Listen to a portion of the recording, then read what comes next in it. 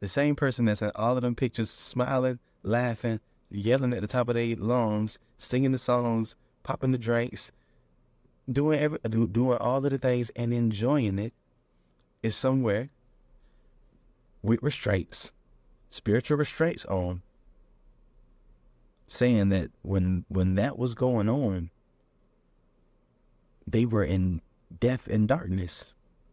True indeed. That is a good factual way of expressing what that life entails. But did you think that it was death and darkness when you were in it?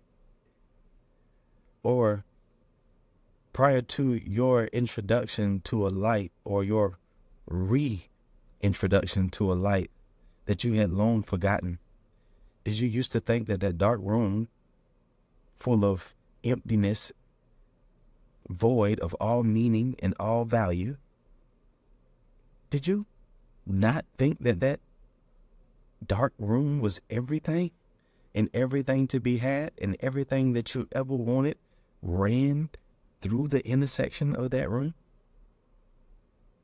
That dark room was all you knew. All of your aspirations were in that dark room. All of your dreams were in that dark room. All of your fears come out of that dark room. All of your inspiration, the dark room. All of your superstitions are strengthened by the dark room. When you offer a miracle to my brother, you do it to yourself and to me. I am within is one with all. Collectively, we make up the body of the one Savior. You have one job, and your job is to restore your being to its original design. Renew your mind, cast your burdens. All of these sound like different tasks, but I promise if you ain't casted no burdens, you're not entering the gates with thanksgiving and praise. Your hands not free. See, a lot of the instructions in the Bible seem to be processes. Do this, and then do that, and then do this, and then do that. Love God, love thy neighbor, love thyself. Like, well, which do I do first? Well, this one is on the paper first. But in some cultures, they read from right to left and not left to right.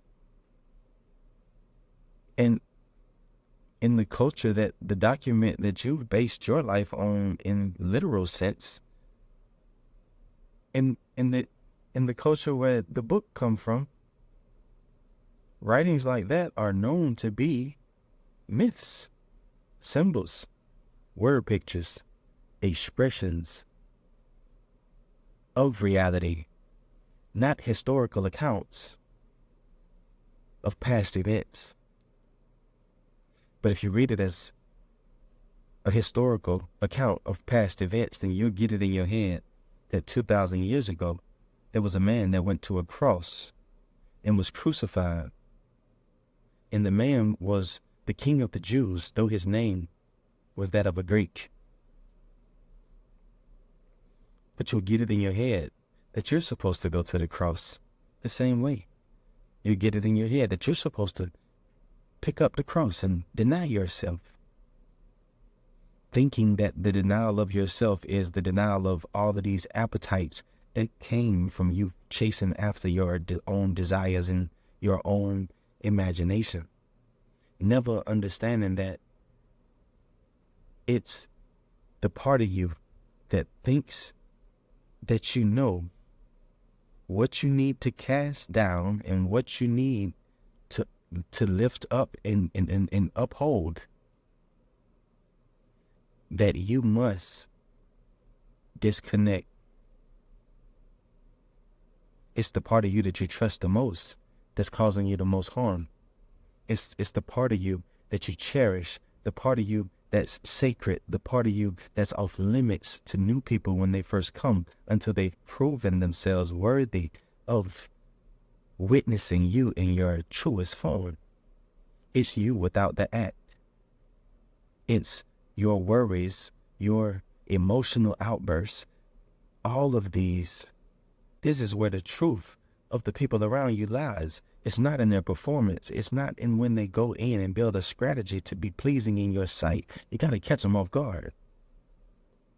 People will show you who they genuinely believe themselves to be when they think you're not watching, when they think you're not paying attention, when they get so emotionally worked up that they forget that they're supposed to be acting. People will say it. I was trying to act civilized. So, are you not civilized? If you had to come in my office and try to be civilized, are you not civilized? Are you undomesticated? Source's part in the atonement is the canceling out of all errors that you could not otherwise correct. How could you correct the errors if you don't even know that they're errors when you make them? You think when you make an error that you're doing something commendable. You find a way to justify it within your thought process that you've left on autopilot alongside the ego that is imaginarily running and ruining your kingdom. Your throne is vacant, but to you, there's already someone occupying the seat. You've allowed for your emotions to dominate the chambers. You've allowed for your paradigms to run rampant across the palace, destroying all of the treasures and goodness and plunder that you have went out and fought wars for. And what you're doing fighting wars when you were called to rest. This is not Game of Thrones, fam.